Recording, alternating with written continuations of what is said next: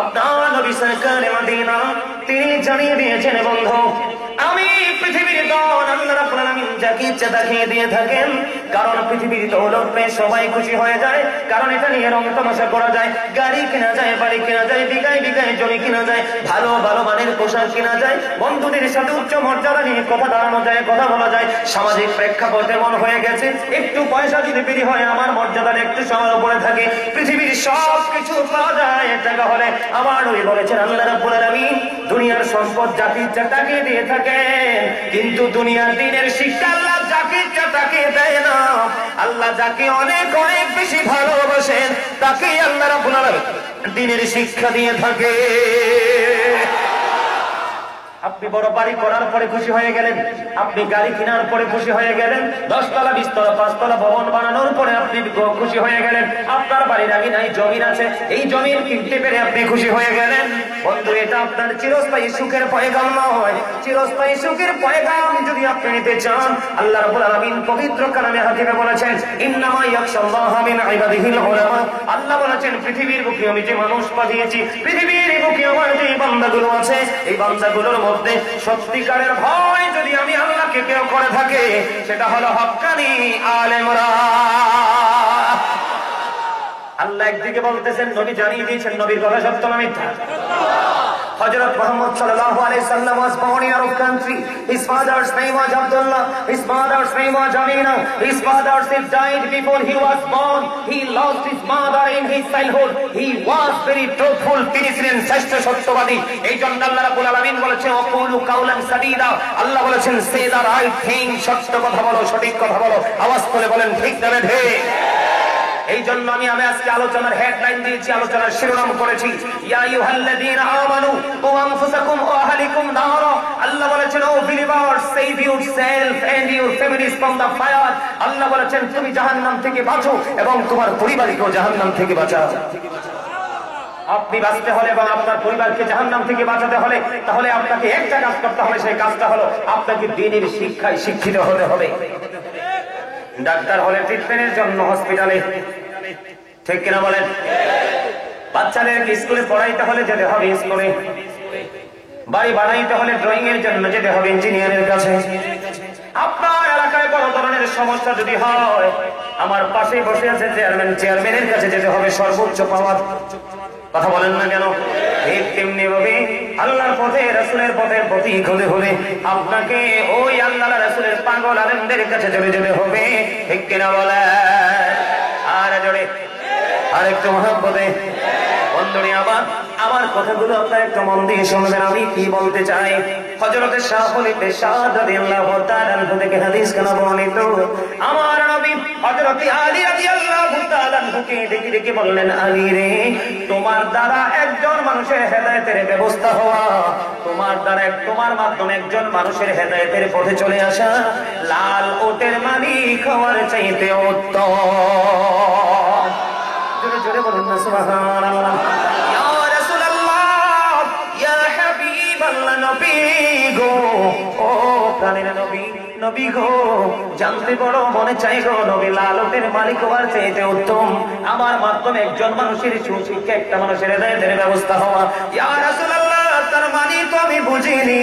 ও বন্ধু, আমার নবী যখন এই হাদিস শরীফটা বর্ণনা করতেছিলেন, ওই হাদিস শরীফটা যখন বলেছিলেন সাহাবীদের উদ্দেশ্যে, আমাদের উদ্দেশ্যে, উম্মতে মুহাম্মদের উদ্দেশ্যে, তখন তৎকালীন সময়ে ওই আরবদের কাছে সবচেয়ে বেশি, মনুচারীদের কাছে সবচেয়ে বেশি মূল্যবান সম্পদ ছিল তাদের লাল ওট। যখন আমার নবী যে হাদিস শরীফটা বয়ান করতেছিলেন, তৎকালীন সময়ে লাল ওটটা ছিল তাদের কাছে সবচেয়ে বেশি দামি।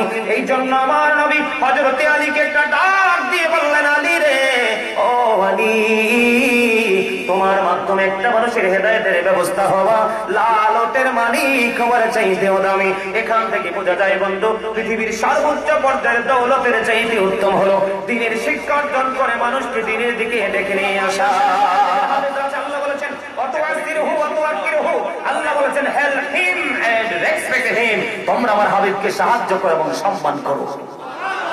প্লিজ স্ট্যান্ড ডাউন, দাঁড়িয়ে যাও। জোরে জোরে কর না সুবহানাল্লাহ। মিলাদের কথা বললে কইবে না। আল্লাহ বলেছেন কুল বিফাদলিল্লাহি ওয়া বিরাহমাতিহি ফাবিযালিকা ফালিয়াফরাহু হুয়া খায়রুম মিম্মা ইয়াজমাউন। আল্লাহ বলেছেন আমি তোমাদের জন্য পাঠিয়েছি নিয়ামত, রহমত, আমার ফজল, সেটা পেয়ে ফালিয়াফরাহু, তোমরা আনন্দ উৎসব করো। আল্লাহ আনন্দ করলে লাভটা হবে কি? আল্লাহ বলেছেন হুয়া খায়রুম মিম্মা ইয়াজমাউন, এটা তোমাদের পুঁজি করা সম্পদ চাইতে অনেক অনেক দামি। নবী কি রহমত না? আল্লাহ বলেছেন ওমা আরসালনাকা ইল্লা রাহমাতাল লিল আলামিন। আর প্রভুর প্রভুত্বের সীমানা যত দূর, আল্লাহ রাব্বুল আলামিন আল্লাহর হাবিব তত দূর চলে রহমত। সম্মানিত উপস্থিতি, যেটা বলতে চেয়েছিলাম, আরেকটা হলো নেক সন্তান রেখে যাওয়া। আজকে এই কাজগুলো কারা করে? যাদের মধ্যে দ্বীনের শিক্ষা আছে। কথা বলে না কেন? যাদের মধ্যে কি আছে? কি আছে? আপনি যখন একজন হাফিজকে হেল্প করবেন, কি করবেন? কি করবেন? বন্ধু, ভালোবাসা টাকা দিয়ে হয় না, প্রেম আরেকটা প্রেমিক আত্মার সাথেই হয়। চামড়া দেখে কখনো প্রেম হয় না। আমি প্রায় সময় বলি, আমার দাদার বয়স হয়েছে 80 আর আমার বয়স 8। চামড়া দিয়ে কোনো যাচাই বাছাই করা হয় না, যাচাই হবে হৃদয় দিয়ে। কথা বলেন না কেন? প্রেম করতে জানবেন না, প্রেম করবেন না। কার সাথে? আল্লাহর সাথে। আল্লাহর সাথে প্রেম করতে হলে আল্লাহ বলছেন কি? আল্লাহ বলেছেন সে বলুন, ইফ ইউ ডু লাভ আল্লাহ, যদি তোমরা আল্লাহকে ভালোবাসে থাকো, ফলোমি মুহাম্মদ সাল্লাল্লাহু আলাইহি ওয়াসাল্লাম, মুহাম্মদ সাল্লাল্লাহু আলাইহি সাল্লামের অনুগত হয়ে যাও। তখন আল্লাহ বলেছেন আল্লাহ উইল লাভ ইউ, আল্লাহ বলেছেন আল্লাহ তোমাদেরকে ভালোবাসবে। এন্ড ফরগিভ ইউর সিনস, আল্লাহ তোমাদেরকে ক্ষমা করে দিবে। তো এখন আপনি তো রাসূলকে পাবেন না। রাসূলকে পাইতে হলে যেতে হবে কোথায়? রাসূল প্রেমিক আলেমদের কাছে। আর রাসূল প্রেমিক আলেম পাইতে হলে যেতে হবে আপনাকে মাদ্রাসায়, মসজিদের মিনারায়। ঠিক কিনা বলেন? আর জোরে আমার কথা কি আপনারা বোঝেন?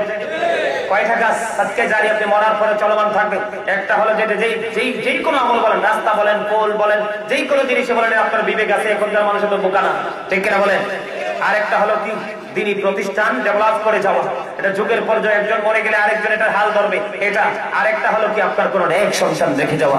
সম্মানিত উপস্থিতি, বর্তমান পিতা মাতা, ম্যাক্সিমাম পিতা মাতাই অভিশপ্ত। কেন? ওই যে বাবাও দিনের শিক্ষা নাই, মায়েরও দিনের শিক্ষা নাই, দুটোটাই রোমান্টিক। কি কথা বলে না? বাবার বাড়িতে বিয়ের আগে বাজে মিউজিক, মায়ের বাড়িতেও বাজে মিউজিক। রাসূল বলতেছে the music and musical instrument will be increased. কিয়ামতের পূর্বক্ষণে গান বাদ্যযন্ত্র বেড়ে যাবে, আর এটাই হলো কিয়ামতের অন্যতম একটা আলামত। এই যে নোংরামিটা কেন হচ্ছে? এটা দ্বীনের শিক্ষা না থাকার কারণে। কিসের কারণে? সম্মানিত উপস্থিতি, আমার দিকে তাকান। Islam is not only a religion but also complete code of life. ইসলামের মধ্যে রয়েছে পরিপূর্ণ এবং পূর্ণাঙ্গ জীবন ব্যবস্থা। কারণ ইন্না দীনা ইনদাল্লাহিল ইসলাম, ইসলাম হলো আল্লাহর মনোনীত ধর্ম। জোরে জোরে বলেন না সুবহানাল্লাহ, আর জোরে বলেন না সুবহানাল্লাহ। বন্ধু, একজন কোরআনে হাফেজ যদি তার ঈমান আকীদা ঠিক রেখে যদি কোরআনে হাফেজ আপনি বানাতে পারেন, ওই হাফিজকে দেখে জাহান্নামের আগুন ভয় পালানোর চেষ্টা করবে। তার বাবা মা, তার আপন স্বজন, হয়তো বা বন্ধু পৃথিবীর বুকে অনেক মানুষ আছে রে, তার মাও নাই রে, তার বাবাও নাই, অবহেলিত একটা সন্তান সে ডাক দিয়ে নিয়ে আসলো, ওই মাদ্রাসার মধ্যে তুলে দিল। হুজুর, আপনি বাচ্চাটাকে, যেমন কিছুদিন আগে আমার একটা ভক্ত আমেরিকা থেকে, তার নাম হলো ইকবাল। ইকবাল আমাকে ফোন দিয়ে বলতেছে, ভাইয়া আপনার কি মাদ্রাসায়? বললাম আছে। ইয়েস, মাদ্রাসা আছে। বলে ভাইয়া আমি একটা মাদ্রাসাতে একটা বাচ্চা পড়াবো, তার এত যে কমপ্লিটলি যত খরচ আমি প্রতি মাসে আপনার কাছে হস্তান্তর করব।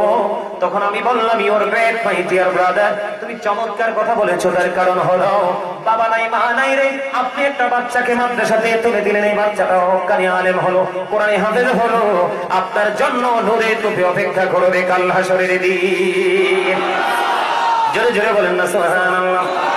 বলে হুজুর, নূর শব্দ হলো আরবি শব্দ, বাংলাতে বলা হয় এটাকে আলো, ইংলিশে এটাকে বলা হয় লাইট। ওই টুপিটা এত বেশি গ্লেজি হবে, এত বেশি নোরানো হবে, চাঁদের আলো সূর্যের আলো পর্যন্ত বন্ধু ওই নূরের টুপির কাছে হার মেনে যাবে। জোরে জোরে সুবহানাল্লাহ, আরো জোরে বলেন না সুবহানাল্লাহ। বন্ধুরে আমার, তাদের এমন পাওয়ার থাকবে রে, এমন এই হাফেজদের এমন পাওয়ার থাকবে। কয়জন হাফেজদের এমন পাওয়ার থাকবে রে, তারা কাল কিয়ামতের দিন একেবারে জাহান্নামী বলে ঘোষিত হয়ে গেছে। এই রকম ধরনের কম পক্ষে 10 জনকে সে রিসিভ করে জান্নাতে নিতে পারবে। জোরে জোরে বলুন না সুবহানাল্লাহ।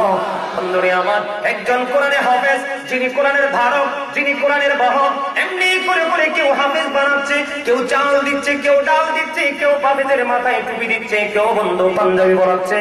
বন্ধুরে আমার, কেউ বাবার প্রাণ করে কোরআন তেলাওয়াত করেছে।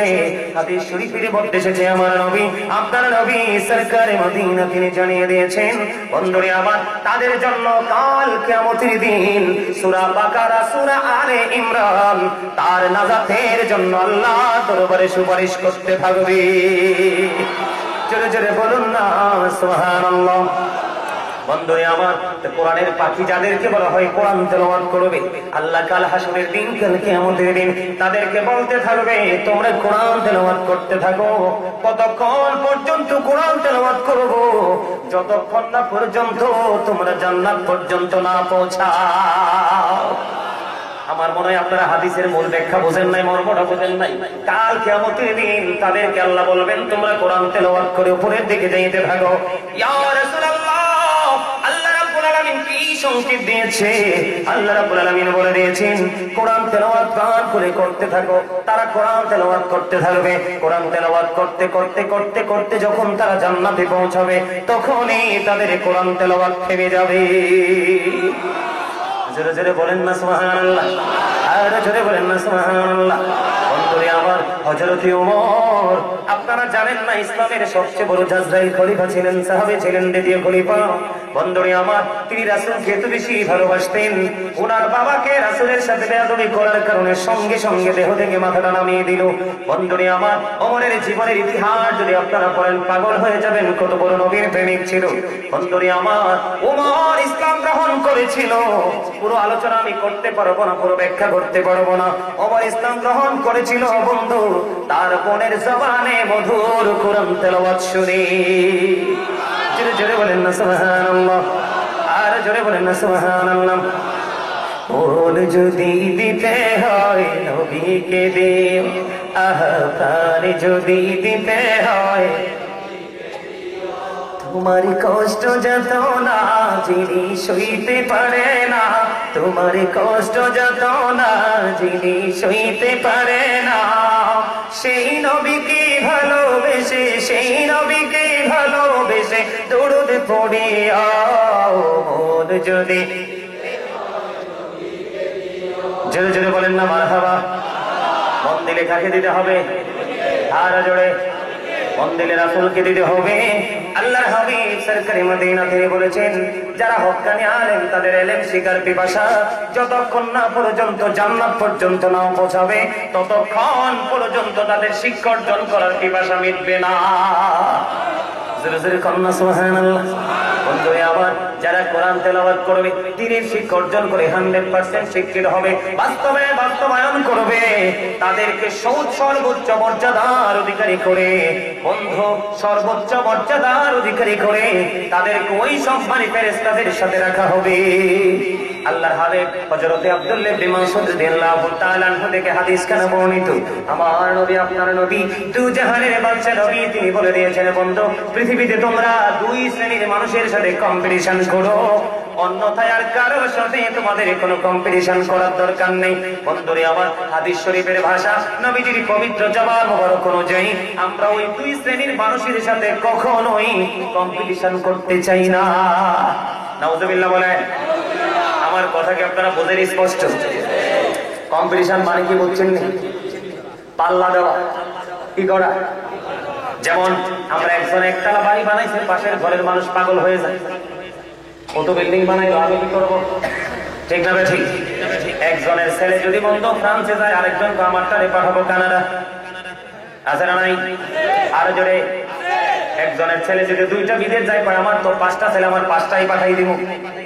এইরকম যে মানুষের সাথে পৃথিবীর হিসাবে একটা কম্পিটিশন, এটি একেবারে ভোর, একেবারে বন্ধ নষ্ট। বলে হুজুর কেন? আপনি কম্পিটিশন করতে গিয়ে সঠিক যে ইসলামের যে কালচার সেটা থেকে আপনি দূরে চলে গেছেন।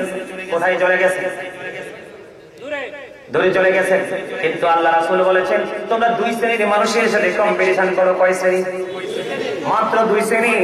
দুই শ্রেণীর মধ্যে একজন হলো তোমার সমাজের মধ্যে তুমি দেখবে তিনি ধর্মীয় শিক্ষায় শিক্ষিত হয়েছে, ইসলামের রঙে রঙিন হয়ে গেছে।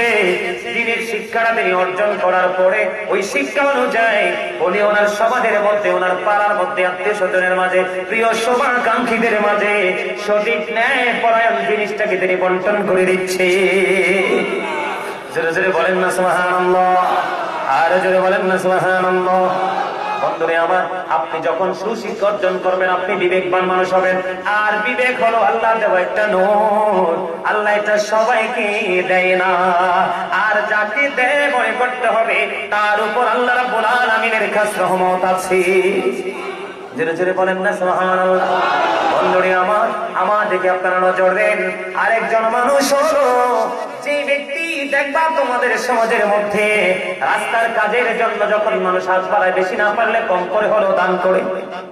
আমাদের সমাজে আছে না? এই যে আমার ছাত্র কাজের করে দাঁড়া, এই যে ও তো আমার ভাতিজা, আমার ছাত্র, আমার ঘর তার ঘরে একটু ডিস্টেন্স, তারে কেন দাঁড় করাইছি জানে? এখনকার মানুষগুলো একটু শক্ত হয়ে গেছে পাথরের মতো। কিসের মতো? আমাদের গ্রামের মসজিদ বন্ধ 30 বছরের পুরনো। কত বছর? 30 বছরের পুরনো। আপনারা অনলাইন থেকে কাজী সুলাইমান আল কাদরি থেকে চার্জ দিবেন, তারা দাঁড় করাইছে এই জন্য।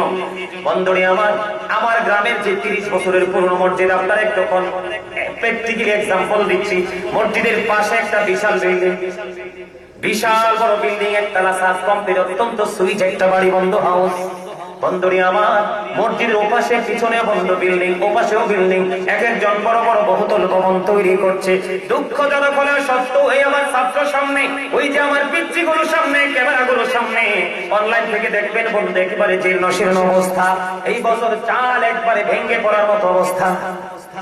এই বছর মানুষ নামাজ পড়তে পারতো না, জানালাগুলো খেয়ে ফেলেছে। বন্ধু, আমি গুনাহগার, আমি দীর্ঘদিন বাড়ির বাহিরে। এবার বাড়ি যাওয়ার পরে মুরব্বীরা ধরছে, বাবা আমাদের মামলা হবে, মিটার নামায় দাও, মসজিদে মিটার নাই। আমি যাওয়ার পরে বন্ধু 1 সপ্তাহ পরে মিটারের টাকা পাঠিয়ে দিলাম, তারা মিটার নামাইলো। আল্লাহ রাসূলের প্রেমিক যুবকেরা, আমার গ্রামের যুবকেরা ম্যাক্সিমাম যুবক ধরছে, হুজুর মসজিদটা একটু কিভাবে ডেভেলপ করা যায়। তার বড় ভাই আবুল বাশার, তার বড় ভাই কি আমাদের চাচা, উনি আমার বড় ভাইয়ের সমান হবে। আবুল বাশার কাকা, ওনার শ্বশুর আমার আবার চাচা ভাই, বাড়ি ভাবে বিয়ে হয়েছে। বন্ধু, তার নাম হলো সিরাজুল ইসলাম, চাকরি করেন তিনি চট্টগ্রামে। কোথায়? ওই যে আমার চাচা, আমার পাগল চাচা, আমি জানি না।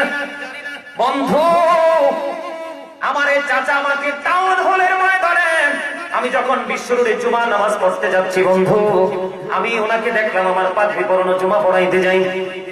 আমার এই চাচা আমাকে চট্টগ্রাম থেকে আসলো, দেখে জড়িয়ে ধরলো, ধরার পরে বললো, বাবা গো, মরার আগে কি মসজিদ দেখে মরতে পারবো না? আমি দেখলাম ওনার 2 চোখ বেয়ে পানি পানি পড়ছে।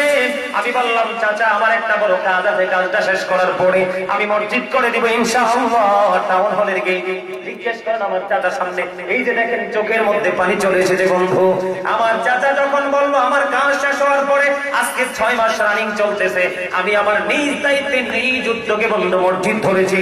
মসজিদের কাজ প্রায় শেষের দিকে, 1 থেকে 1.5 মাসের মধ্যে আমরা আমাদের মসজিদে জমা পড়তে পারবো। আমি আপনাদেরকে আমার নিজের ক্রেডিট বোঝানোর জন্য বলিনি, আমি আমার ক্ষমতা, আমার পাওয়ার দেখানোর জন্য বলিনি। বন্ধু, আমি আপনাদেরকে বুঝাইতে চেয়েছি, আজকে নবীর প্রেমিক হওয়ার কারণে, দিনের সঠিক শিক্ষা থাকার কারণে আজকে আমি আল্লাহর ঘরের দিকে নিজের মনটাকে ঝুঁকিয়ে দিলাম। দেখতে দেখতে বন্ধু, আমার ভালোবাসার মানুষগুলো আমার সাথে হেল্প করেছেন, যার যার জায়গা থেকে 5 টাকা 10 টাকা, যার যার ক্ষমতা থেকে দান করেছেন অনেকে। বন্ধু, মসজিদে 1 থেকে 1.5 মাসের মধ্যে আমি কি করবো? মসজিদে আমরা জুমার নামাজ পড়বো। গতকালকে ফোন দিলাম, মাহফিলে যাওয়ার সময় মিস্ত্রিকে যে জানালাগুলো হয়ে গেছে, দরজা বানাবো, তারপরে আমরা টাইলসের কাজ শুরু করবো, মসজিদে আমরা ঢুকে যাবো। বন্ধু, এই যে জায়গাটাতে আমি আসলাম, এটার কারণ হলো বন্ধু, বাড়িতে আমি বাংলাদেশে পৃথিবীর মুখে যত বড় বাড়ি বানাই রে, এটাতে আমার আপন স্বজন থাকবে, ওয়ারিসরা সেটার মালিকানা দাবি করবে। আমার ওয়ারিস ব্যক্তিগত বিশাল ভবন, পাকা ঘর মসজিদ হয়ে গেছে। তার কারণ হলো মালিক আমি গুনাহগারকে কবুল করেছে, তার আশেপাশে আরো কিছু লোককে কবুল করেছে, মসজিদ হয়ে গেছে। এটা হয়েছে শুধুমাত্র দিনের শিক্ষা, আল্লাহ নবীর প্রেমের কারণে। এই জন্য আল্লাহর হাবিব সরকারে মদিনা তিনি বলে দিয়েছেন, তোমরা সমাজে সুশিক্ষা সুশিক্ষিত মানুষগুলোকে ফলো করো। ও বন্ধু, ফলো করে করে তোমরা চিন্তা করো, মরিব আমি তো এখন ছোট, ওর মতো যখন বড় হবে তুমি আমার চেয়ার ওনার মতো আমাকে পাওয়ার দিও, বা তার চেয়ে বেশি পাওয়ার দিও, ওনার মতো ভালো করে করে আমি সব জায়গায় ফায়সালা দিব। আরেকটা হলো আমার চাচা হোক, বন্ধু যেটা হোক, চাচা হোক, ভাতিজা হোক, তারা মসজিদে দান করতেছে, মাদ্রাসা দান করতেছে, বিভিন্ন জায়গায় দান খয়রাত করতেছে। আমি দেখে দেখে বড় হয়েছি, আমি মনে মনে চিন্তা করবো, আল্লাহ আমি কি করবো ওই ব্যক্তির মতো বড় হয়ে দানবীর হব। এবার আসেন বন্ধু, দানটা আমরা কেন করব? আব্দুল্লাহ ইবনে মাসউদ রাদিয়াল্লাহু তাআলা আনহু থেকে হাদিস কেন বর্ণিত, আমার নবী, আপনার নবী সরকারে মদিনা, তিনি সাহাবায়ে কেরামদেরকে ডেকে ডেকে বলছেন, তোমাদের মধ্যে এমন কি কেউ আছো যে নিজের সম্পদের চাইতে ওয়ারিসের সম্পদ বেশি পছন্দ করো? বন্ধু আবার বলছি, প্লিজ মন দিয়ে কথাগুলো শুনুন। আল্লাহর হাবিব যখন বলল তোমাদের মধ্যে এমন কি কেউ আছো যে নিজের সম্পদের চাইতে ওয়ারিসের সম্পদ বেশি পছন্দ করো, সাহাবায়ে কেরাম তাৎক্ষণিকভাবে ডাক দিয়ে বললেন, ইয়া রাসূলুল্লাহ, ইয়া হাবিবাল্লাহ, নবী গো, ও প্রাণের নবী, নবী গো, আমাদের মধ্যে এমন তো কেউ নেই যে নিজের সম্পদের চাইতে ওয়ারিসের সম্পদ বেশি পছন্দ করে। এবার আমার নবী আবার পুনরায় বলতে লাগলেন, নিজের সম্পদ হলো ওইগুলো যা তুমি জীবিত থাকা অবস্থায় আল্লাহর সন্তুষ্টির জন্য ব্যয় করে দাও, এগুলো সব হলো তোমার নিজের সম্পদ।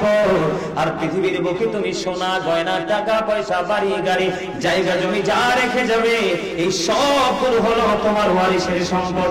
যদিও তুমি উপার্জন করেছো, যদিও তুমি অট্টালিকা বানিয়েছো, যদিও তুমি গহনা মজুদ করে দিয়ে গেছো, তোমার ইন্তেকালের পরে এগুলাতে আর তুমি মালিকানা দাবি করতে পারবা না। কথা কি বুঝে আসছে? এটা আমার কথা না রাসূলের কথা? আরে ভাই, আমেরিকার গবেষক মাইকেল এইচ হাওয়ার্ড তিনি বলেছেন, the 100 A ranking of the most influential person in the history, তিনি 100 জন প্রভাবশালীর তালিকা করে চ্যাম্পিয়ন করেছেন ইনফ্লুয়েন্সিয়াল দ্বারা আপনার আমার প্রাণের নবীকে।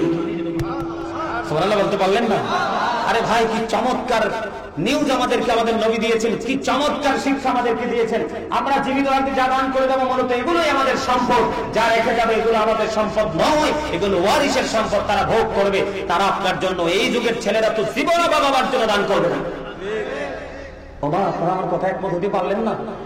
আমি সবসময় কি বলি জানেন, এই যে আমার দাদা ভাইরা মুরব্বীরা বসে আছে, আমি প্রায় ওয়াজে বলে থাকি, মুরব্বীদের অন্তর আল্লাহ আল্লাহ রাসূলের প্রেম ভালোবাসায় ভরা। বর্তমান যুবক যুবতী ম্যাক্সিমামই তাদের অন্তর হিংসা, নোংরামি আর আত্মগরিমায় ভরা। এই বুঝেন না?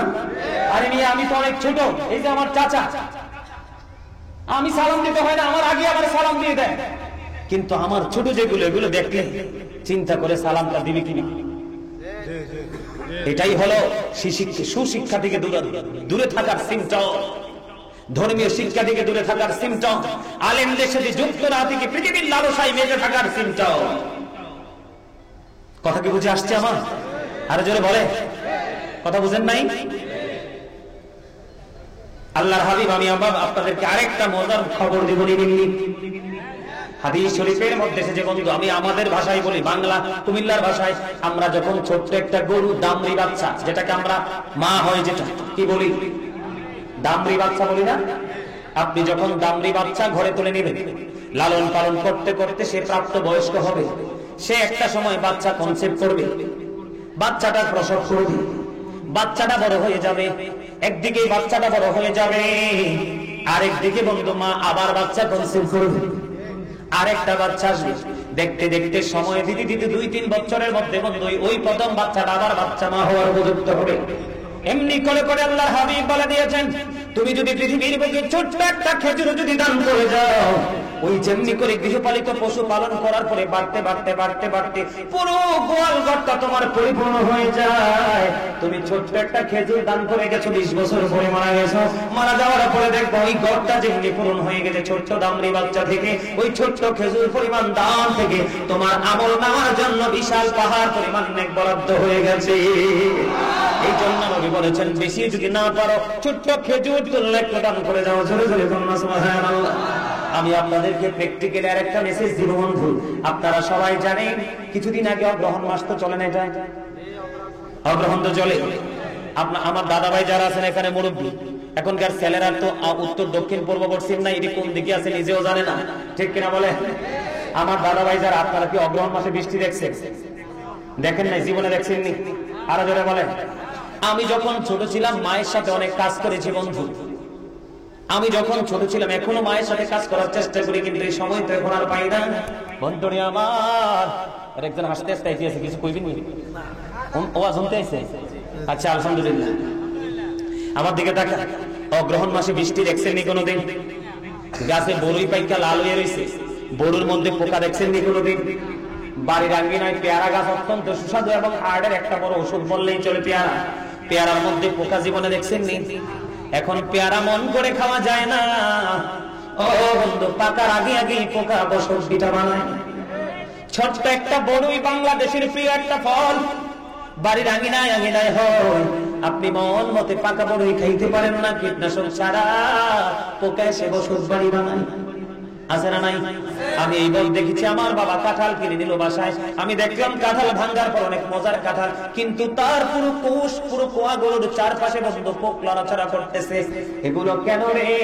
আল্লাহ না বলেছে? এখানে হাফেজ সাহেব আছে, কোরআন আছে। আল্লাহ কোরআন শরীফের 30 পারায় সূরা ইনফিতর, আপনারা একটু মন দিয়ে শুনবেন। ইনফিতরের মধ্যে আল্লাহ বলেছেন, ফি আই সূরাতিন মা শাআ রাক্কাবাক। আল্লাহ ক্রিয়েটেড দ্য মাইন্ড। আল্লাহ বলেছেন আল্লাহর মন মতো করে আমাদেরকে গঠন করেছে। সূরা 3 এর মধ্যে ঢুকে নতিনি ওয়াজ যাইতুন ও তুরি সিনিন, এই সূরার নাম শুনছেন কিনা? এটাও কোরআন শরীফের 30 পারা। আল্লাহ বলেছেন লাকাদ খালাকনাল ইনসানা ফি আহসানি তাকবীর। আল্লাহ আসমান জমিন চন্দ্র সূর্য যা কিছু আছে বন্ধু 18,000 মাখলুকাতের মধ্যে সবচেয়ে সুন্দর করে সৃষ্টি করেছে মানুষকে। একদিকে বলেছেন সবকিছুর চাইতে সুন্দর, আরেকদিকে বলেছেন ইচ্ছে মতো করে আমাদেরকে বানাইছে। তারপরেও কেন তো আমাদের জন্য তো গজব অপেক্ষা করতেছে। আল্লাযী খালাকাল মাউতা ওয়াল হায়াতা লিয়াবলুওয়ান নাস। আল্লাহ রাব্বুল আলামিন শিওর করে দিয়েছেন বন্ধু, জীবন যিনি সৃষ্টি করেছেন, মৃত্যু তিনি সৃষ্টি করেছেন একমাত্র মানুষকে পরীক্ষা করার জন্য।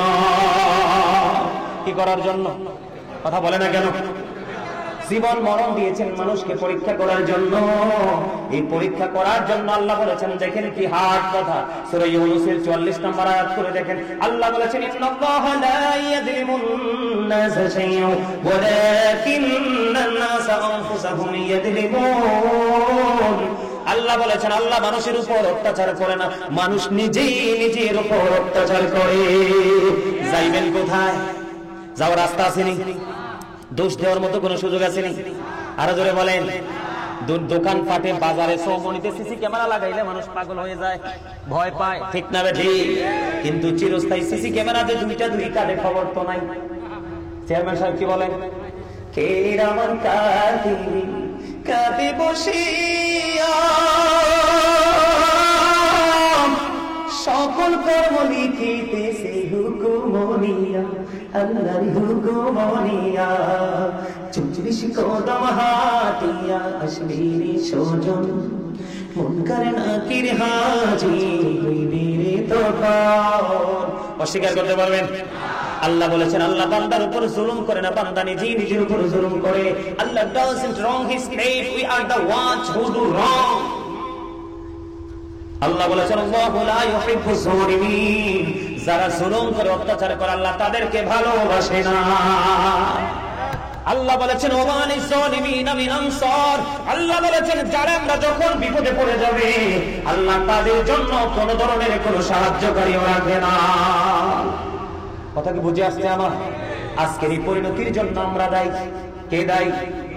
আজকের এই ভয়ঙ্কর পরিস্থিতির জন্য আমরা দায়ী। আপনারা জানেন অগ্রহণ মাসের বৃষ্টি যখন হয়, অগ্রহণ মাসের ধান পানি সইতে পারে না। কথা কয় না? অগ্রহণ মাসের ধান কি পানি সইতে পারে? বন্ধুরে আমার, এই বছর যা ক্ষতি হয়েছে বন্ধু ফসলের, প্রতিদিন বলতে এক দিক থেকে আরেক দিকে দৌড়াচ্ছে, রাস্তার পাশে দেখতে পাচ্ছি কাঁচা কাঁচা ধান পানির নিচে, এগুলো উঠাতে পারবে না। এটার জন্য কারণ কি? মানুষ আল্লাহর পথে হাঁটে না। কথা বুঝেন নাই? আমি আপনাদেরকে একটা চমৎকার নিউজ দিই। পেয়ারা গাছে পেয়ারা বন্ধু পচে যাচ্ছে, পোকা ধরেছে। আপনি তার কারণ হচ্ছে আপনি পাকার পরে নিজের ঘরে ঢুকান, কাউকে খাওয়ান না। বড়ি গাছে বড়ি পাকার পরে পাখি পর্যন্ত বসতে দেন না। মাছের ফিশারি করার পরে নেট ছড়িয়ে দিয়েছেন, পাখির রিজিক বন্ধ করে দিয়েছেন। আপনি জানেন না আপনার অর্জিত জিনিস থেকে যদি কেউ খায় আপনার আমলনামায় সাদকার সওয়াব দেওয়া হবে। আল্লাহর হাবিব বলেছেন তুমি টমেটো ক্ষেত করেছো, পাকা একটা টমেটো পাখি পেটে রেখে গায়ে ঠুকুর দিয়ে দিয়ে টুকটুক করে খেয়ে খিদা মিটিয়েছে, বাচ্চার জন্য মুখে করে নিয়ে খাবার। তোমার যদিও বন্ধু পৃথিবীর দৃষ্টিকোণ থেকে একটু গৌরব নষ্ট হয়ে গেছে, আল্লাহর হাবিব বলেছে ভয় পেও না, টেনশন করো না, তোমার আমলনামায় পাখি খাওয়ার কারণে আমলনামায় সাদকার সওয়াব চলে আসবে। জয় বলেন না সুবহানাল্লাহ। বন্ধু হাদিস শরীফের মধ্যে এসেছে, বুখারী শরীফের মধ্যে এসেছে, এক ব্যক্তি পাহাড়ের উপর দিয়ে হাঁটছে, আমার দিকে তাকান, পাহাড়ের উপর দিয়ে হেঁটে হেঁটে তিনি গন্তব্যের দিকে রওনা হচ্ছেন। হাঁটতে হাঁটতে হঠাৎ করে তিনি আকাশে দেখলেন কালো মেঘ জমেছে, মেঘ খণ্ড থেকে একটা শব্দ শুনতে পেলেন, অমুকের জমিনে পানি দাও। কোত্থেকে আওয়াজ আসছে? উপর থেকে। কি বলতেছে? অমুকের জমিনে পানি দাও। কটারে বাজে? 10:13 বাজে। অমর খোদা, টাইম তো চললেই যেতেছে। আরে মিয়া আপনারা আমার কুমিল্লা লোক, এত যদি গোমরা থাকেন হয়? আমি যখন কইছি এটা বরিশাল্লা কথা, তো বরিশাল্লা কথা একটু ভারবান না, একটু শুনলে হাসবেন না? হারবে রে কথা কয় না। কোন দেশের কথা? মুই মুই কইতে কইতে মুখ দিন চললেই তো যায়, এইয়া খুঁজেও পাই না মোর। ঠিক না? আরে আরে আমার চাচার হাসি ডাকতে খুব চমৎকার হয়েছে। বিউটিফুল স্মাইল, জোরে জোরে করে আলহামদুলিল্লাহ। আরে একটু মন দিয়ে শোনেন বন্ধু, কখনো হাসাই কখনো আবার বন্ধু হার্ট কথাগুলো বলি যেন আপনাদের মধ্যে ক্লান্তি না আসে। তিনি দেখতে পাইলেন আকাশে কালো মেঘ, বৃষ্টি, ওখান থেকে শব্দ শুনতে পেলেন যে অমুকের জমিনে পানি দাও। তিনি দাঁড়িয়ে গেলেন, হঠাৎ করে দাঁড়িয়ে গেল, আওয়াজ পাইতে দেরি, বৃষ্টি বর্ষিত হতে দেরি হলো না, বৃষ্টি জমিনের মধ্যে পড়তে দেরি বন্ধ। এবার একটা নালা দিয়ে পানিটা বন্ধ নিচের দিকে চলে যায়। ওই পথিক তিনি চিন্তা করলেন কি আশ্চর্য ধরনের খবর, আশ্চর্য ধরনের দৃশ্য দেখলাম। মেঘ খণ্ড থেকে আওয়াজ আসলো, মুখের জমিনে পানি দাও। মেঘ খণ্ড বৃষ্টি হয়ে চলে আসলো।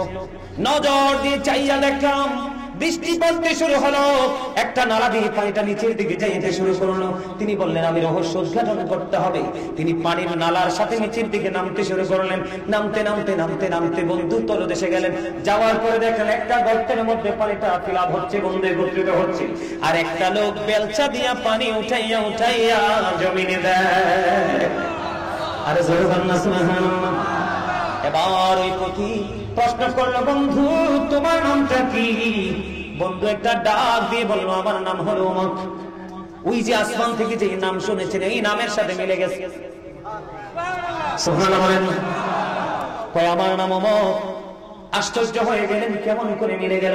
এবার প্রশ্ন করলো বন্ধু হৃদয় খুলে শোনো গো, ও মহিষপাড়ার আমার ভাই বাবারা, আমার মা বোনেরা, আমার যুবক বন্ধুদেরকে বলছি গো, হৃদয়ে জানালা করে সবাই শোনো, হৃদয়ে ব্রেইনে এবং হৃদয় সেটআপ করে নাও, জীবনে আর কোনো ওয়াজের প্রয়োজন হবে না বন্ধু। এবার ওই লোকটা যখন ওই আসমান থেকে যে শব্দ গাইবে আওয়াজ পেলেন ওই নামে নাম, এবার ওনাকে বললেন তুমি কি এমন জীবনে আমল করেছো যে আমলের কারণে তোমার ফসল বাঁচানোর জন্য মেঘ খণ্ড বৃষ্টি হয়ে পৃথিবীতে চলে আসলো। এবার ওই ব্যক্তি বলল তুমি তাহলে একটুখানি শোনো, আমার এই জমিনের মধ্যে যে ফসলটা হয় কি হয়, আমার এই জমিনের মধ্যে যে ফসলটা হয় আমি ফসলটা উঠানোর সঙ্গে সঙ্গে তিনটা ভাগ করি। কয়টা ভাগ? কয়টা ভাগ? আমি প্রথম একটা ভাগ আমি সর্বপ্রথম আল্লাহর সন্তুষ্টির জন্য, আল্লাহর কাজের জন্য আমি দান করে দেই, আর দ্বিতীয় ভাগ আমি আগামী বছর বীজ বপন করার জন্য এটাকে মজুদ করে রাখি, আর তৃতীয় ভাগ আমি আমার ফ্যামিলি পরিবারের চাহিদা পূরণের জন্য বন্টন করে আমি রেখে দিই। আওয়াজ করে বলেন না সুবহানাল্লাহ। আমার মনে হয় আমার এই পবিত্র কাজ আমার আল্লাহ কবুল করেছে, এই জন্যই আমার জমিনের ফসল বাঁচানোর জন্য আল্লাহ অর্ডার দিয়েছেন মেঘ তুমি বৃষ্টি হয়ে পৃথিবীতে যাও, আমার পাগলের ফসলকে তুমি বাঁচিয়ে দাও। আল্লাহ বলেছেন আমাদেরকে সুন্দর করে বানাইছে, সূরা ইনফিতরে বলেছে মন মতো করে বানাইছে। এত কষ্ট করে আপনি, এত কষ্ট করে সেচ দিয়ে কীটনাশক দিয়ে ৩-৪ মাস অপেক্ষা করে আপনি ফসলটা সোনালী ফসল করে উঠাবেন, ওই উঠানোর সময় এটা কেন গো নষ্ট হয়ে গেল? নষ্ট করেছেন কে? যদিও বৃষ্টি আল্লাহ রহমত। মুসার প্রশ্নের উত্তরে আল্লাহ বলেছিলেন, আল্লাহ যখন খুশি হয় কোন পিতামাতার কোল জুড়ে দেয় কন্যা সন্তান, আরো যদি বেশি খুশি হয় তার বাড়িতে পাঠিয়ে দেয় মেহমান, আরো যদি বেশি খুশি হয় পৃথিবীতে দিয়ে দেন বৃষ্টি। আল্লাহ দিয়েছে রহমতের বৃষ্টি, কিন্তু পৃথিবীতে এসে আপনার জন্য বৃষ্টি গলার কাটা হয়ে গেল, কাল হয়ে গেল, বৃষ্টি পানির নিচে তলিয়ে গেল। বন্ধু, এটার কারণ কি গো? আপনাকে চিন্তা করতে হবে। এটার জন্য দায়ী কেউ নন, এটার জন্য দায়ী হলেন আপনি নিজেই। আরো জোরে বলেন ঠিক না বেঠিক? আর জোরে। আল্লাহ রাব্বুল আলামিন দৌলত দিয়ে মানুষকে পরীক্ষা করে। আমার দিকে তাকান, আলোচনাটা শেষ করে তারপরে আমি একটু কাজ আছে বাকি। কোথায় যান? আপনার কি চলে যাবেন? হিসাব লাস্ট আছে তো, যাবেন আপনারা? সবাই থাকবেন তো? আলহামদুলিল্লাহ বলেন। আরেকটা হাদিস শরীফ বুখারী এবং মুসলিম শরীফ থেকে। বন্ধুরে আমার, বনী ইসরাইলের 3 জন লোক। কয়জন লোক? কথা বলেন। স্টেজে যারা থাকে তারা একটু জোরে কথা কইতে হয়, কারণ তাদের মর্যাদা তো অন্যরকম, সবার উপরে না, ঠিক কিনা? মনে কি ঠিক কইছি? হ্যাঁ, এককালে ঠিক কথাই কইছি। আলহামদুলিল্লাহ। 3 জন লোক। কয়জন? আপনাদের বিবেকটাকে আরো বেশি আমি সার করার জন্য, ঠিক করার জন্য বলছি বন্ধু। কয়জন লোক? একজন হলো কুষ্ঠরোগী, আরেকজন হলো টাক মাথাওয়ালা, আরেকজন হলো অন্ধ। আল্লাহ 3 জন লোককে পরীক্ষা করবে। আল্লাহর মনে চাইছে পরীক্ষা করার জন্য। এখন সর্বপ্রথম একজন ফেরেশতা পাঠিয়ে দিলেন তার কাছে। আয়েশা কুষ্ঠরোগীকে বললেন, তোমার পছন্দ কি? কয়, আমার পছন্দ হলো এই স্কিনের জন্য, যেটাকে হাদিসের ভাষায় কখনো ডবল রোগ বলা হয়, শ্বেত রোগ আমরা যেটাকে বলি, হাদিসের ভাষায় ডবল এবং কুষ্ঠ রোগ বলা হয়। আমরা বাংলাদেশে বলি থাকে শ্বেত রোগ, মানুষের চামড়া সাদা হয়ে যায়। ওনাকে বললো, তোমার পছন্দ কি? কয়, আমার পছন্দ হলো সুন্দর স্কিন। ফেরেশতা তাকে দোয়া করে মেসেজ করে দিলেন, স্কিন ভালো হয়ে গেল। কয়, তোমার কোন মাল বেশি পছন্দ? কয়, ওট। তাকে গর্ভবতী একটা ওট দিয়ে গেলেন, একবারে বাচ্চা প্রসবের সময় কাছাকাছি এমন সময় একটা ওট দিয়ে তিনি চলে গেলেন বন্ধু টাক মাথাওয়ালার কাছে। স্টেডিয়াম আমরা কই না, তোর মাথাটা স্টেডিয়ামের মতো খালি। এবার ওনার কাছে গেলেন, কয়, তোমার পছন্দ কি? কয়, আমার পছন্দ হলো চুল। চুল মানুষের কেশে কিন্তু ভ্যাস, আঞ্চলিক ভাষায় বলছে মুরব্বীরা, ঠিক কিনা বলেন? দেখবেন চেহারাটা যদি বন্ধু একটু খারাপ হয়, চুলটা যদি সুন্দর থাকে তারে মায়া লাগে। আমার চুলের জন্য সুন্দর দেখা যায়, আমার পছন্দ হলো চুল। তখন তিনি মাথায় টাচ করে দোয়া করে দিলেন, চুল গজাইলো। কয়, তোমার পছন্দ কি? কয়, আমার পছন্দ হলো গাড়ি। ওনাকে বাচ্চা প্রসব হবে এইরকম একটা গর্ভবতী গাড়ি নিয়ে চলে গেলেন তিনি আরেকজন অন্ধর কাছে। অন্ধকে যে বললেন, তোমার পছন্দ কি? কয়, চোখের দৃষ্টি নাই, আমি পৃথিবী দেখতে পাই না, আমার পছন্দ হলো চোখের দৃষ্টি। মেসেজ করে দিল, এমনি করে আদর করে দিল। চেয়ারম্যান সাহেব আমার কাছে আছে, এই জন্য মাইন্ড করেন না, মহব্বত করে করছি। বন্ধুরে আমার মেসেজ দিয়ে দিল, তখন তার চোখের দৃষ্টি ফিরে গেল। কয়, তোমার পছন্দ কি? কয়, আমার পছন্দ বকরি। এবার তাকে গর্ভবতী একটা বকরি দিয়ে তিনি চলে গেলেন। চলে যাওয়ার পরে দিন চলে গেল, সময় চলে গেল, মাস চলে গেল, বছর চলে গেল। চলতে চলতে চলতে চলতে একদিন জনৈক ব্যক্তির স্বরূপে আমার আল্লাহ ফেরেশতাকে আবার পাঠালেন। সর্বপ্রথম জনৈক ফেরেশতা যে তিনি জনৈক ব্যক্তির স্বরূপে আসছেন, একেবারে দুর্বল, একেবারে দৌলতহীন, একেবারে স্বাস্থ্যটা উইক। এটা আল্লাহর একটা কৌশল। তিনি এবার সেই কুষ্ঠরোগীর সাথে দেখা করলেন। দেখা করে বললেন, আমি একজন পথি বিপদে পড়ে গেছি, আমাকে একটু সাহায্য করো না। এবার তিনি বললেন, না না, আমি তোমাকে সাহায্য করতে পারবো না, এগুলো আমার পূর্বপুরুষ থেকে পাওয়া সম্পদ। জোরে জোরে কন্যা নাউযুবিল্লাহ। আমার হাদিসের ভাষাকে বুঝতেছেন? ফেরেশতা কিন্তু একজনে আগে দিয়ে গেলেন, মাল উপকার করে গেলেন, পরে পরীক্ষার জন্য আসছে। তিনি বলছেন, এগুলো আমার পূর্বপুরুষ থেকে পাওয়া। ফেরেশতা বলে, না রে না, আমার মনে হয় আমি তোমাকে চিনি, আমি তোমাকে চিনি, তুমি আমাকে সাহায্য করো। কয় না। কয়, তুমি যদি মিথ্যে বলে থাকো তাহলে যেন তোমাকে আল্লাহ আবার আলাদা জায়গায় নিয়ে যায়। নাউযুবিল্লাহ বলেন। আল্লাহকে কবুল হবে কি হবে না? এবার বন্ধু গেলেন ওই টাকমাতাওয়ালার কাছে, ওনার কাছে আগের মতো গিয়ে সাহায্য চাইলেন। উনিও প্রথম ব্যক্তির মতো বন্ধু উত্তর দিলেন, না না, দিতে পারো না, দেওয়া যাবে না, পূর্বপুরুষ থেকে পাওয়া সম্পদ। এবার তিনি এখান থেকে বললেন, আগের মতো যদি তুমি মিথ্যে বলে থাকো তাহলে আল্লাহ যেন তোমাকে আগের জায়গায় নিয়ে যায়। বন্ধুরে আমার, এবার চলে গেলেন ওই বন্ধু অন্ধ লোকের কাছে, গিয়ে আগের মতো ওনার কাছে সাহায্য চাইলেন। আমি আরেকটু সুন্দর করে বুঝাইতে পারতাম, সময় কমে, এই জন্য মূল কথাটা আপনাদেরকে শোনাচ্ছি। বকরির মালিকের কাছে গিয়ে আগের মতো যখন চাইল, চাওয়ার পরে এবার তিনি বললেন, আমি অন্ধ ছিলাম রে, আল্লাহ দয়া করে আমার দৃষ্টি শক্তি ফিরিয়ে দিয়েছে। সুবহানাল্লাহ বলবেন না? বড় লোক দুইটা অস্বীকার করলো, কথা কয় না? বড় লোক দুইটা কি করলো? ওটের মালিক গরুর মালিকের তুলনায় ছাগলের মালিক একেবারে তুচ্ছ, কথা কয় না? আপনারা কি আমরা পছন্দ করেন না? পছন্দ করলে কি না করলে কি শেষ ভালো যা? আমার যাওয়ার টাইম হয়েছে। পরে আল্লাহর প্রিয় যারা মুমিন, যারা আল্লাহ রাসূলের পাগল যারা, তারা আফসোস করবে, বাইরে গাজী সাহেব যদি আরেকটু থাকতো। এটা পেরিকের জমানের ভাষা হবে তো, আমি চলে যাওয়ার পরে তো এটা ফিল করতে পারবে। কারণ কার উপরে আল্লাহ কখন রহমত ঢুকাইছি না, এটা মালিকই জানে। আমি একটা কথা বানিয়ে বলিনি, আপনাদেরকে খুশি করার জন্য বলছি না, সিরিয়াসলি আপনাদেরকে ঠিক করার জন্য, দিনের দিকে ধাবিত করার জন্য বলছি। বন্ধু, আমি এই জন্য বলে সবসময় the rich are not always happy, ধনীরা সবসময় সুখী নয়। ঠিকটা বলতে পারছেন না? The rich are not always happy, ধনীরা সবসময় সুখী নয়। The poor are born to suffer, গরিবরা জন্মগ্রহণ করেছে দুঃখ ভোগের জন্য। বুঝে আসে না? গরিবরা যদিও লাঞ্ছিত, অপমানিত, অর্থহীন, বিত্তহীন, নবীজি বলেছেন আমি যখন জান্নাতে যাব, আমার সঙ্গে বিশাল একটা দল সর্বপ্রথম জান্নাতে যাবে, আর এই পুরো দলের মধ্যে সবগুলো মানুষ থাকবে পৃথিবীর গরিব মানুষগুলো। বন্ধুরে আমার, এবার ওই অন্ধ লোকটা বলতেছে, হায় রে, আমার চোখটা অন্ধ ছিল রে, কিছু দেখতে পাইতাম না, মালিক দয়া করে আমার দৃষ্টি ফিরিয়ে দিয়েছে, আমার কাছে পৃথিবী সুন্দর লাগে। আমার কোন দৌলত ছিল না, মালিক দয়া করে আমাকে একটা বকরি দিয়েছে। আপনি নজর দিয়ে চাইয়া দেখেন, আমার এখানে যে বকরিগুলো আছে গো, এখান থেকে আপনার যত বেশি চাহিদা মিটাইতে লাগে সব নিয়ে যান, আমি একটা কথা বলবো না। জোরে জোরে সুবহানাল্লাহ, আল্লাহু আকবার, ইয়া রাসূলুল্লাহ, আলহামদুলিল্লাহ বলেন না?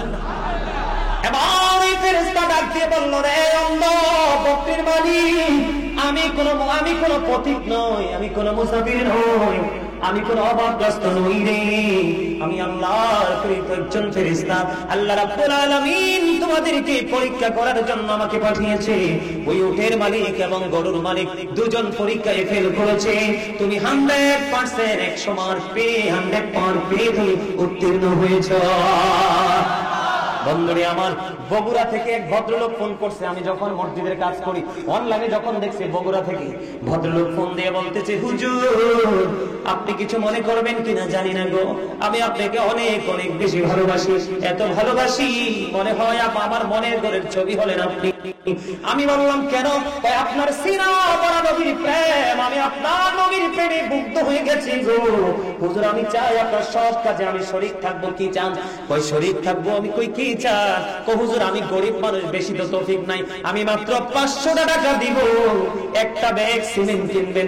আমি কেমন করে তাকে বলি যে একটা ব্যাগ সিমেন্টের জন্য 545 টাকা লাগবে, আমি যে দোকান থেকে নেই। আমি বলছি ঠিক আছে, আপনি 500 টাকা পাঠিয়ে দেন, আপনার এই 500 টাকায় একটা বস্তা সিমেন্ট আমি লাগিয়ে দিব। তিনি বললেন, হুজুর আপনি যদি আমার এই 500 টাকা নিয়ে যান, আমি নিজেকে ধন্য মনে করবো। সুবহানাল্লাহ। ডাইনে বামে কত বড় কত জায়গার মালিক, বাড়ির মালিক, গরু ছাগল হাঁস মুরগির মালিক, এখনো পর্যন্ত একটা মুরগি বিক্রি করেও সে টাকা নেয় না, তার সন্তানের জন্য মজুদ করে রাখতে চায়। আমার স্টুডেন্ট কাউসার, আমার ছাত্র হাফেজ এখানে আছে, আরো শিক্ষকরা আছে। বন্ধু, কোরআন শরীফের সূরা আলে ইমরানের 185 নম্বর আয়াতে আল্লাহ বলেছেন, অমাল হায়াতুদ দুনিয়া ইল্লা মাতাউল গুরুর। আসেনি আমাদের সাথে? এরে আসেনি? আল্লাহ কি বলছেন? আল্লাহ রাব্বুল আলামিন বলছেন, দুনিয়ার জীবন, পৃথিবীর জীবন একটা ধোঁকা ছাড়া কিছু নয়। তোমরা কোট করো, আমি বলছি। আরেকটা কোরআনের আরেকটা আয়াত হলো কোরআন শরীফের 19 পারা সূরা শুআরা 88 নম্বর আয়াত। আল্লাহ একবার স্পষ্ট করে বলে দিয়েছে, ইয়াউমা লা ইয়ানফাউ মালু ওয়ালা বানুন। আল্লাহ বলেছেন, ধন সম্পদ সন্তান যদি কিছু কাজে লাগবে না, তো কার জন্য করছেন? কি কারে খাওয়াচ্ছেন? এখনকার যুগের ছেলেরা বাবা মার কবরে পার যাবে না, বেদাত বলবে। বাবার টাকা বন্ধু আলেমদেরকে খাওয়াবে না, এতিমদেরকে খাওয়াবে না, এগুলি বন্ধু বান্ধব নিয়ে রং তামাশা করবে। এই জন্য আপনাদের উচিত আপনারা জীবিত থাকা অবস্থায় আল্লাহর সন্তুষ্টির জন্য দান করে যান। জোরে জোরে কন্যা ঠিক না ঠিক? আপনারা কি গ্রামের মানুষ মাদ্রাসার দিকে নজর রাখেননি? রাখেন। এরে এবার একটু কোরআন শব্দ খুলতাম নি, আবার খুলি একটু। আমি আপনাদেরকে একটা তথ্য দিব বন্ধু, কারণ পৃথিবী একবারে সংকুচিত হয়ে গেছে। পৃথিবীর চারপাশে আল্লাহর গজব নেমে আসতেছে মানুষ সঠিক শিক্ষা না থাকার কারণে। আমি আপনাদেরকে সুন্দর করে বন্ধু বলেছি, আপনারা আমার দিকে তাকান। আল্লাযীনা ইউমিনুনা বিল গায়বি ওয়া ইউকিমুনাস সালাতা ওয়া মিম্মা রাযাকনাহুম ইউনফিকুন। সূরা বাকারা বন্ধু একেবারে প্রথম পৃষ্ঠায় দেখেন আল্লাহ রাব্বুল আলামিন বলেছেন, সাবধানে ওরাই যারা অদৃশ্যে বিশ্বাস রাখে। কি করে? অদৃশ্যে বিশ্বাস করে, তারপরে যারা সালাত কায়েম করে। আল্লাহ বলেছেন, আমি যে সম্পদ দিয়েছি, দৌলত দিয়েছি, এই দৌলত থেকে যারা আল্লাহর পথে ব্যয় করে তারাই হলো 100% ইমানদার।